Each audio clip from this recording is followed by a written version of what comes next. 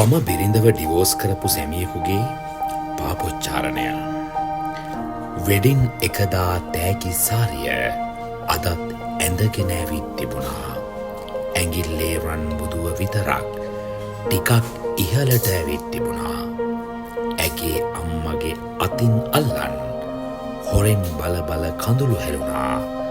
සමාවනු මැන මටත් අවනත නොවී මගේ හිත දුවල තිබුණා.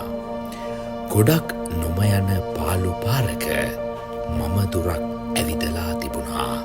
වෙනත් ළඳකගේ පිනුන දඟකම් වලින් කෙලවට සීරි තිබුණා. තවම ආලය හිතේ ඇති බව ඇස්වලම උඹේ ඇඳිලා තිබුණා.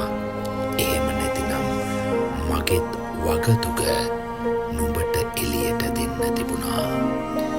මචං එහෙනම් සුබ පැතුම් මගේ. ඔන්න නියමෙට ගේම ගැහුවා. කළුම කළු ලෝකුවක් ගුණ ගැන කිය කියා මගේ වැරදි වැහුවා. ඇගේ තුන්වෙනි සිල් පදය මම හතරවෙනි සිල් පදෙන් කැඩුවා.